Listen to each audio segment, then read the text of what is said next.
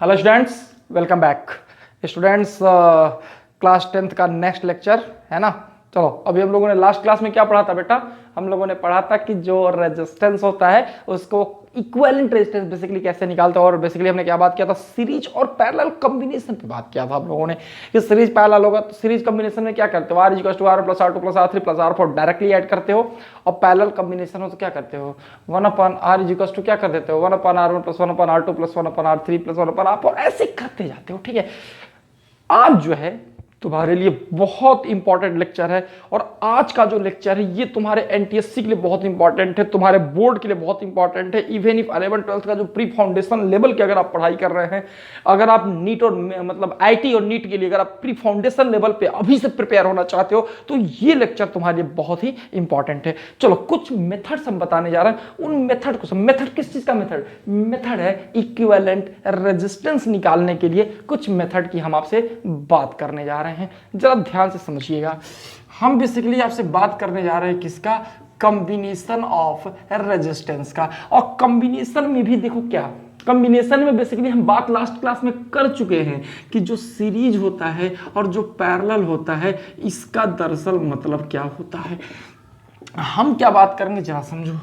हम सबसे पहले बात क्या करेंगे? सीरीज का और पैरेलल, क्योंकि सॉरी ये मैं बात कर चुका हूँ। हाँ यार, तुम लोग याद रखा करो यार। अब देखो, आज हम लोग जो बात करेंगे वो इक्विवेलेंट रेजिस्टेंस निकालने के लिए कुछ शॉर्टकट मेथड्स होते हैं। ठीक है बेटा, उसकी हम लोग बात करेंगे। जैसे सबसे पहला मेथड होता है, इस चीज को जरा ध्यान से समझना। हम लोग मेथड 1 की बात करने जा रहे हैं। किस चीज का मेथड? इक्विवेलेंट रेजिस्टेंस निकालने के लिए जो मेथड हम लोग यूज करेंगे हम उसकी बात करने जा रहे हैं। ध्यान से देखो, मेथड 1 क्या होता है? मेथड 1 होता है इक्वी पोटेंशियल पॉइंट। इसको खोजना बहुत जरूरी होता है। तो हम लोग किस मेथड की बात करेंगे? हम बात करेंगे इक्विपोटेंशियल पॉइंट को कैसे निकाला जाए और उसके हेल्प से इक्विवेलेंट रेजिस्टेंस कैसे निकाला जाए, हम उन चीजों की बात करेंगे। ध्यान से समझो। देखो, इक्विपोटेंशियल पॉइंट मेथड में क्या होता है? देखो, अगर मान लो ये कोई पॉइंट ए है, ध्यान से समझना। अगर मान लो ये कोई पॉइंट ए है और यहां से अगर कोई एक सीधा वायर कनेक्टेड है, कहां तक? किसी दूसरे पॉइंट तक। तो ये पॉइंट ए है और यहां से डायरेक्टली एक स्ट्रेट वायर कनेक्टेड है। इसमें बस ध्यान रखना कि जो वायर होना चाहिए स्ट्रेट होना चाहिए। उस वायर के बीच में कोई भी रेजिस्टेंस नहीं होना चाहिए। कोई भी उस वायर में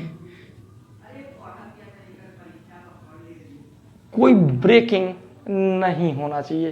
तो इस वायर में कोई रेजिस्टेंस नहीं होना चाहिए। इस वायर में कोई ब्रेक, मतलब ऐसा नहीं होना चाहिए कि वायर कहीं पे टूटा हो। ठीक है, तो ऐसे केस में क्या होगा?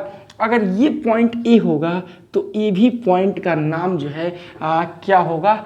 ए होगा। अगर इस पॉइंट का नाम ए होगा तो इस पॉइंट का भी नाम क्या होगा? ए ही होगा। आई थिंक इतनी बात आप लोग समझ गए होंगे। क्या याद क्या रखना है? बस ये बीच का वायर सीधा होना चाहिए। और देखो, अगर मान लो ये पॉइंट ए है और मान लो बीच में अगर कोई रेजिस्टेंस आ गया तो फिर इस केस में जो दूसरा पॉइंट होगा, मतलब वायर के बीच में है ना, बीच में रेजिस्टेंस है, तो इसका नाम फिर आप ए नहीं रखोगे, है ना। यहां पर ये ठीक है, ये क्या होगा यार? B C D F G कुछ भी रख लो ना, क्योंकि उसका पोटेंशियल क्या होगा? वो बदल जाएगा, है ना। तो वो पॉइंट का पोटेंशियल सेम रहेगा, इसलिए इसका नाम ए नहीं होगा। और देखो, अगर मान लो ये पॉइंट ए है और ऐसे देखो, अब अगर ये हो तो इसका नाम फिर से ए नहीं होगा। क्यों नहीं होगा? क्योंकि बीच में क्या हो गया? ब्रेकिंग हो गया। तो बीच में ब्रेकिंग हो गया तो फिर से कहा जाएगा कि इसका नाम ए नहीं हो सकता है। और लास्ट केस समझिएगा, अगर ये पॉइंट ए है, ये वायर है। देखिए, वायर की लंबाई क्या होनी चाहिए? तो वायर की लंबाई कुछ भी हो उससे कोई फर्क नहीं पड़ता है। वायर की लंबाई चाहे जो हो उससे कोई फर्क नहीं पड़ता है।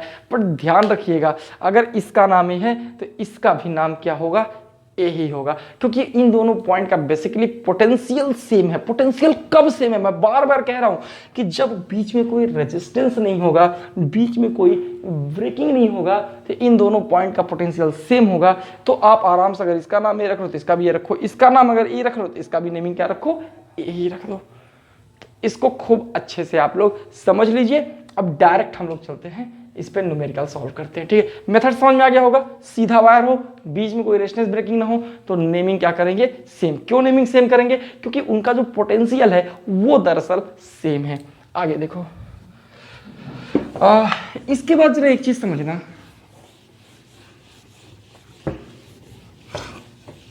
देखो मान लो कि तुम्हारे पास एक क्वेश्चन मान लो मैं तुम्हें दे रहा हूं, क्वेश्चन वही जाना पहचाना सा है, फाइंड इक्विवेलेंट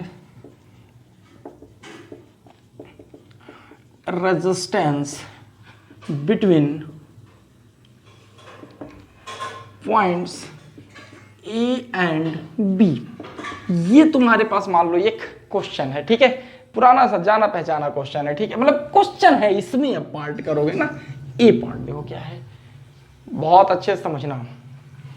ये मान लो पॉइंट ए हो गया,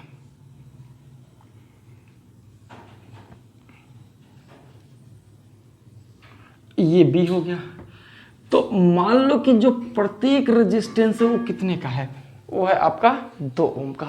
तो प्रत्येक रेजिस्टेंस जो है वो 2 ओम का है।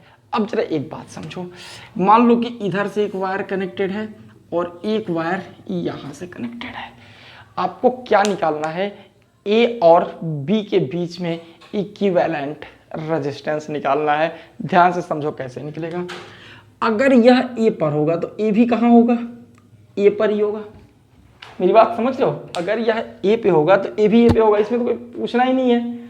अच्छा, इस पॉइंट का नाम ए होगा, देखो कभी नहीं होगा, क्योंकि बीच में क्या है, रेजिस्टेंस आ गया, तो इसका नाम ए नहीं हो सकता। बट अगर आप इधर से चलो तो इसका नाम क्या होगा, ए ही होगा, क्योंकि देखो ना ऐसे सीधा आ गया ना, इधर से को नहीं, ठीक है, बट इधर से सीधा वायर का कनेक्शन है, तो इसका भी नाम क्या होगा, ए होगा। और देखो अगर ये बी है तो ये भी कहाँ होगा, बी पे होगा, बट ए तो बी पे नहीं होगा, बट इधर से हो, तो ये कहाँ मिल गया, फिर से ये बी पे मिल गया। अब जरा एक बात बताओ, अलग से फिर से बनाओ, ये पॉइंट ए है, ये पॉइंट बी है। अब बताओ ये किसके बीच में है, ए और बी, ये किसके बीच में डिस्टेंस है, ए और बी के बीच में। ये किसके बीच में है, बी और ए। अच्छा सोचो ये वाला किसके बीच में, फिर से ए और बी के बीच में है। तो एक बात बताओ, यहां से जो ये तीनों रेजिस्टेंस है वो किस में हो गए, तो कहा जाएगा कि 2 ओम 2 ओम एंड 2 ओम, ये तीनों दरअसल किस में हो गए, पैरेलल में। मेरी बात समझने की कोशिश करो, यहां से देख के आप अंदाजा नहीं लगा सकते कि सीरीज एक पैरेलल। और ज्यादा दिमाग लगाने वाले लोगों को नहीं अगर मेथड पता होगा तो बता के आएंगे सर सीरीज में है, और हो जाएगा गड़बड़। और ये तुम्हारे बोर्ड एग्जाम के लिए बहुत इंपॉर्टेंट है, 10th के लिए क्वेश्चन, ठीक है। अच्छा बहुत बच्चे रट लेते हैं, बहुत टीचर लोग भी रटवा देते हैं, तो देखिए ये गलत चीज है ना, इसका पूरा मेथड आप समझिए, बहुत आगे जाना है आपको, ठीक है। तो चीजों को उसी तरह समझो जैसे समझना है, जैसे है वो बहुत जरूरी है, ठीक है। चलो ये तीनों पैरेलल हो गए, जब पैरेलल हुआ तो कैसे निकालोगे, 1/r इक्वल्स टू 1/2 1/2 1/2, तो 1/r कितना हो गया, 3/2। तो यहां से r की वैल्यू कितनी होगी, 2/3 टाइम्स ऑफ ओम।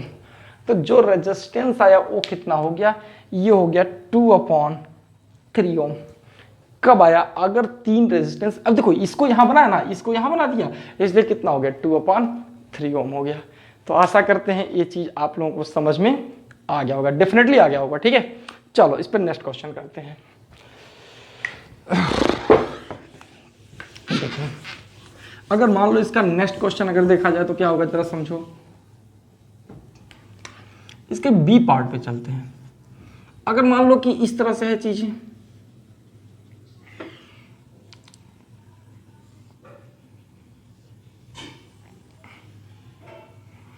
अब देखो ये पॉइंट ए है और यह पॉइंट बी हो गया। अच्छा यहां पर भी जरा समझने की कोशिश करो, ठीक है। ये भी 2 ओम हो गया, ये भी 2 ओम हो गया। आप एक कॉमन चीज बताओ, अगर ये पॉइंट ए पर है तो ए भी कहां पे होगा, ए पर ही होगा भाई, ये बी है ना, अगर यह ए है तो ये कहां पे होगा, ए पे होगा।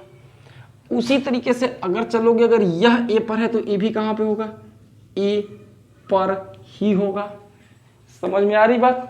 और देखो अगर यह ए पर है तो ए भी कहाँ होगा, ए पर ही होगा, इसमें कोई दिक्कत ही नहीं है तुम्हें। अगर यह ए है तो ए भी ए भी ए भी ए पे हो गया, क्योंकि हर एक एंड कॉमन है ना, देखो हर जगह ए आ गया। अब जरा एक बात समझना, अगर मान लो ये पॉइंट ए हो गया और ये पॉइंट बी हो गया, नेमिंग, पहला काम नेमिंग करो। पहले जो इक्विपोटेंशियल पॉइंट है ना, पहले उनका नाम करो, पहले पता करो कौन कौन से पॉइंट इक्विपोटेंशियल हैं। अब बताओ ये वाला किसके बीच में, ए और बी, तो क्या हो जाएगा 2 ओम। ये किसके बीच में है, ए और बी, तो अगेन ये कितना हो जाएगा 2 ओम का हो गया। ये किसके बीच में है, बी और ए, तो आप बताओ क्या करोगे, 2 ओम कर लिया। ये वाला किसके बीच में है, बी और ए, तो बात तो वही पड़ी ना, ए बी या बी है, बात तो वही पड़ रही है। ए बी कितना हो गया 2 ओम हो गया। अब जरा एक बात बताओ क्या लिखा जाएगा, ए 2 ओम 2 ओम 2 ओम एंड 2 ओम, ये चारों किस में हो गए, पैरेलल में, तो 1/r इक्वल्स टू कितना होगा 1/2 प्लस 1/2 प्लस 1/2 प्लस 1/2। तो अगर इसको सॉल्व करोगे ना तो कितना हो जाएगा आराम से, तो r की वैल्यू डायरेक्टली तुम्हारे पास कितनी हो गई 1/2 ओम आ गया। तो आशा करते हैं इतनी बात तुम्हें समझ में आ गई होगी। देखो ये भी क्वेश्चन हो गया, जरा एक दो क्वेश्चन और हम लोग इस पे सॉल्व करते हैं। खूब अच्छे से समझ रहे हो ना, कोई दिक्कत तो नहीं है? कोई दिक्कत हो तो कमेंट बॉक्स में लिख के बता दिया करो, ठीक है, तो अगले क्लास में ताकि उसे हम सॉल्व कर सके, है ना। बस सुनो और ऐसे ही भूल मत जाया करो, पढ़ रहे हो अगर फॉलो कर रहे हो हमें और पूरी तरह से कंप्लीटली जैसे मैं करा रहा हूं वैसे कर रहे हो, तो बिल्कुल तुम्हारी जिम्मेदारी है कि नोट्स बनाओ, उसको कंप्लीटली सॉल्व करो। जो दिक्कत है बताओ मुझे, आप कमेंट बॉक्स में कराओ ना, आप कमेंट बॉक्स में मुझे बताओ। कोई दिक्कत होगी तो अपना नंबर दे दो, हम तुम्हें डायरेक्टली हम कांटेक्ट करेंगे आपसे। लेकिन इंपॉर्टेंट ये है कि आप चीज़ों को पढ़ो और फिजिक्स को फिजिक्स की तरह से पढ़ो। हाँ चलो आगे देखो, अब जरा सा हम चलो अभी जो है अब सी पार्ट पे आते हैं। देखो यहां क्या करना है जरा समझो। देखिए सी पार्ट पे क्या होगा, अगर मान लो तुम्हारे पास इस तरह से हो गया,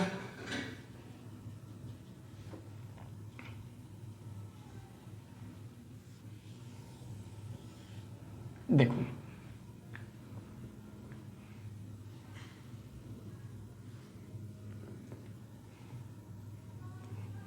ए पॉइंट ए हो गया और यह पॉइंट कहाँ हो गया, बी पे हो गया। अब देखो मान लो अगर तुम्हें ये क्वेश्चन सॉल्व करना है, चलो यहां पर भी ईच एंड एवरी रेजिस्टेंस कितने का मान लो 2 ओम का मान लो। तो अगर तुम्हें इसे सॉल्व करना है तो कैसे करोगे जरा देखो, कॉमन सेंस लगाओ। अगर यह पॉइंट बी होगा तो ये भी कहाँ पे होगा, बी पे होगा। ये पॉइंट बी है तो ये भी कहाँ पे होगा, बी पे होगा। बट ये वाला तो बी नहीं होगा ना, क्योंकि देखो बीच में रेजिस्टेंस आ गया, कहीं से नहीं हो रहा है। और ये अगर यह ए है तो भी ये नहीं होगा, क्योंकि बीच में क्या है, ब्रेकिंग है। तो इसको मान लेते हैं समथिंग के, क्योंकि बी तो तीनों साइड हो गया। ये मिड पॉइंट मान लीजिए कितना हो गया, ये के हो गया, ठीक है। चलो चूंकि बी नहीं हो सकता, ए नहीं हो सकता, तो मान लो के हो गया। अब आप ये बताओ, अगर ये मान लो ए हो गया, ए के हो गया और ये क्या हो गया, बी हो गया। अब बताओ क्या करना है, ये किसके बीच में, ए और के बीच में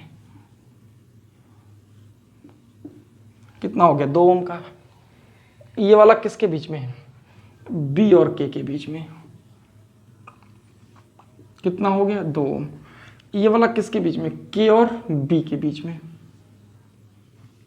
कितना हो गया 2 ओम। ये किसके बीच में, के और बी के बीच में कितना हो गया 2 ओम हो गया। चलो देखो, तो यहाँ पे क्या हुआ, जहां एक नया वर्ड मिला वहां पे आपने एक नया वर्ड ले लिया। पहले कोशिश करो ए और बी से काम चल जाए, ना चल पाए तो कुछ नया मान लो, ठीक है। अब जरा एक बात बताओ, ये तीनों किस में हो गए, तुम खुद सोचो ना, पैरेलल ना, ठीक है, तो लिख लो। देखो यहां से तुम्हारे लिए समझना मुश्किल है कि कौन सीरीज कौन पैरेलल, लेकिन यहां समझना आपके लिए बड़ा आसान हो जाएगा। तो 2 ओम 2 ओम एंड 2 ओम, ये तीनों किस में है, पैरेलल है। तो क्या लिखोगे, 1/r1 इज 1/2 1/2 1/2। तो R1 कितना हो जाएगा 2/3 ओम। तो जो R1 होगा वो इन तीनों का पैरेलल में देखोगे तो कितना आ जाएगा, ये 2/3 ओम हो गया। और देखो ये दोनों किस में है, सीरीज में, तो 2 ओम एंड 2/3 ओम, ये दोनों किस में हो गए, सीरीज में। तो अगर यहाँ से R की वैल्यू लिखा जाए तो क्या होगा, 2 + 2/3, तो R कितना हो जाएगा, 8/3 ओम। ठीक है, तो चलो इतनी बात तुमको समझ में आ गई होगी जो मैं बता रहा हूँ। आई थिंक इतनी बातें आप लोगों को समझ में अच्छे से आ गई होंगी। ठीक है, चलो इतने क्वेश्चंस को अच्छे से तैयार करो। अभी एक आध क्वेश्चन और हम देते हैं। ठीक है, देखो अब मैं क्वेश्चंस अब मैं सॉल्व नहीं करूंगा, मैं आपको लिख रहा हूं। अब आपकी जिम्मेदारी को सारे क्वेश्चंस को खुद से क्या करो, सॉल्व करो। ठीक है, चलो इसका स्क्रीनशॉट ले लिया करो, है बैक करके ले लिया करो। ठीक है, लेकिन नोट्स बनाओ, मेरी बात मानो, तुम नोट्स बनाओ। जब तुम कंप्लीट चैप्टर का नोट्स बना लोगे ना, तब मैं तुमसे बात करूंगा, तब बताना कैसा लग रहा है। पूरा नोट्स बनाओ जितना मैं पढ़ा रहा हूं। ठीक है, चलो आगे देखते हैं। कुछ क्वेश्चन है, जरा बेटा इनको खुद से सॉल्व करना, मैं आपको बता दूंगा आंसर क्या होगा। ठीक है, परेशान मत हो, बट सॉल्व आप ही को करना होगा। मेथड वही है जैसे मैंने कहा।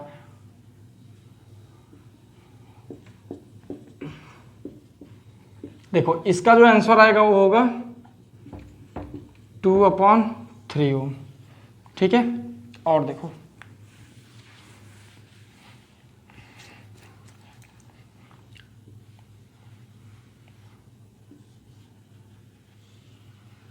हाँ, एक क्वेश्चन जरा इसे करो, ये बड़ा अच्छा क्वेश्चन है। सॉरी, ऐसा है क्वेश्चन बेसिकली।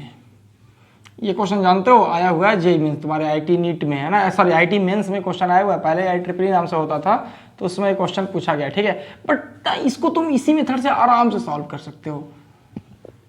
ये पॉइंट ए हो गया, पॉइंट बी हो गया। चलो चाहो तो सबको क्या ले लो, 2 ओम का ले लो। तो इसे ना तुम सॉल्व करना। ठीक है, इसका आंसर भी हम नहीं बता रहे हैं, इसका आंसर तुम्हारी जिम्मेदारी है मुझे बताना। बस कमेंट बॉक्स में कुछ बताया करो आंसर तुम लोग। ठीक है, तब ना थोड़ा सा अच्छा होगा, 2 वे कम्युनिकेशन होगा, तब ना मजा आएगा पढ़ने में। ठीक है, चलो तो अब देखो यहां पर भी वही बात है। अब मैं तो नहीं बताऊंगा, फिर भी थोड़ी हिंट तो कर ही दे रहा हूं। देखो ये ए होगा, ए भी हो जाएगा, ए भी हो जाएगा, ए भी हो जाएगा, फंसेगा मामला यहां जाके। तो क्या करो, उसको मान लो के है, मान लो पॉइंट क्या हो गया, पॉइंट के हो गया। तो आराम से देखोगे तो ए वाला के हो गया, ए वाला ए और ए बी, आराम से ए और बी के और के बीच में एडजस्ट कर लो। उसके बाद चीज़ों को क्या करो, अच्छे से सॉल्व कर लो। तो तुम्हारा यहाँ से जो है तुम्हारा डी पार्ट भी क्लियर हो गया और तुम्हारा ई पार्ट भी क्लियर हो गया। तो बेटा इस मेथड पर इतनी बातें आपको निश्चित रूप से आना ही चाहिए। अब जरा हम आगे चलते हैं, इसका स्क्रीनशॉट ले लेना। और अब ना हम तुमको अगला मेथड बताने वाले हैं। आज हम 2 मेथड पे डिस्कस करेंगे और फिर एक और लेक्चर हम बनाएंगे इक्विवेलेंट रेजिस्टेंस पे, तो उसमें थोड़ा और मॉडिफाई, उतना 10th लेवल के लिए मोर देन सफिशिएंट है, चाहे तुम NTSC दे रहे हो चाहे कोई एग्जाम दे रहे हो। ठीक है, चलो इसका मेथड नंबर 2 देखो क्या होता है। मान लो ये तुम्हारे पास रेजिस्टेंस है और कभी ऐसा बने कि वायर अगर इस तरह से आ जाए। इसका क्या मतलब है, मतलब ये है कि अगर मान लो यह पॉइंट ए होगा तो ये भी पॉइंट कहाँ होगा, ए पर ही होगा। ये तो नियम है ना, ऐसा ही तो होगा ना, ऐसा होना चाहिए, हमने बताया तुम्हें, क्योंकि इधर से क्या होगा, कम पॉइंट कॉमन है। बट इसमें एक बात ध्यान देना कि इस रेजिस्टेंस का ये इंड ए पे और दूसरा इंड भी कहाँ है, ए पे। तो ऐसे केस में ये जो रेजिस्टेंस होता है उसको हम लोग काट देते हैं, क्यों काट उसको जीरो कर देंगे। वजह क्या है जरा समझ लो, वजह ये है कि जब दोनों ही इंड सेम पोटेंशियल पे हो जाएगा, यही तो मतलब है। ए और ए का क्या मतलब है, पिछले मेथड के आधार पे देखो तो क्या होगा कि इन दोनों का पोटेंशियल क्या है, सेम हो गया। और अगर पोटेंशियल सेम हो गया तो करंट फ्लो होने के लिए क्या जरूरी है, पोटेंशियल डिफरेंस का होना जरूरी है। और जब पोटेंशियल डिफरेंस नहीं है तो जाहिर सी बात है करंट फ्लो नहीं करेगा। तो ये रेजिस्टेंस लगा तो रहेगा सर्किट में बट वो रेजिस्टेंस एक्ट नहीं करेगा, इसलिए उसको काट के निकाल देते हैं। ठीक है, तो अगर किसी रेजिस्टेंस के दोनों इंड कॉमन हो जाए तो रेजिस्टेंस क्या होगा, कैंसिल हो जाएगा। चलो एक दो क्वेश्चन इस पे भी कर लेते हैं। तो क्वेश्चन वही है, ठीक है। और इस मेथड पे, मेथड तो समझ गया हो ना क्या है, कि दोनों इंड अगर रेजिस्टेंस का कॉमन है तो इस रेजिस्टेंस को हम लोग कैंसिल कर देते हैं। चलो उसी का आगे का पार्ट करें, कहां तक हुआ था बताओ, ई तक हुआ था शायद ना, एफ। चलो एफ पार्ट देखो, अगर मान लो ये वाला ए हुआ, ए बी हो गया, नहीं अभी नहीं हुआ,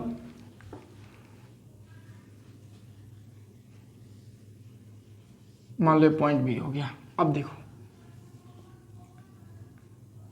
इधर से आगे ये हो गया, ऐसे हो गया।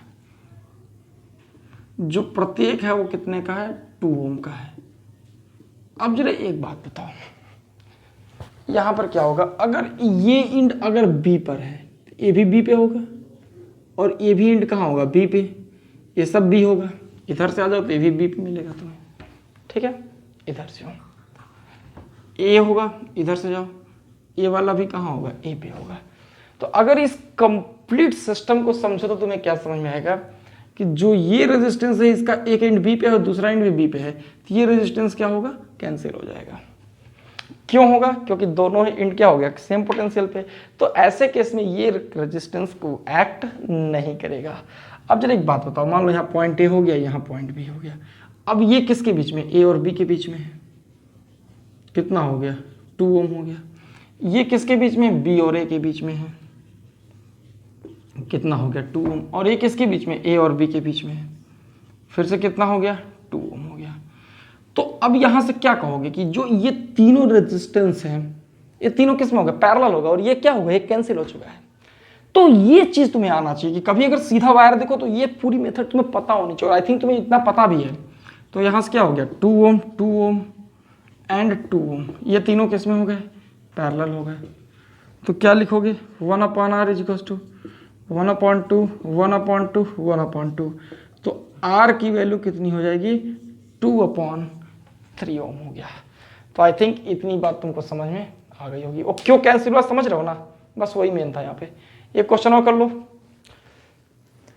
इसका स्क्रीनशॉट ले लो। देखो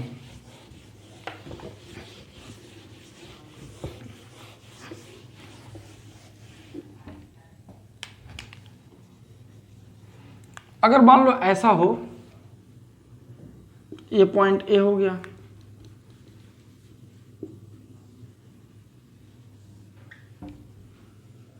ये बी हो गया,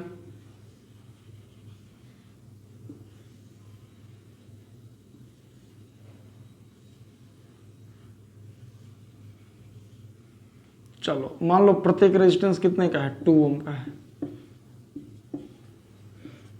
अब जरा एक बात बताओ, ये वाला एंड कहाँ पे है, बी पे है, तो ए भी कहाँ पे होगा, बी पे, ए भी बी पे, ये कहाँ होगा, बी पर होगा, ये कहाँ होगा, बी पर होगा, और ये कहाँ होगा, बी पे होगा।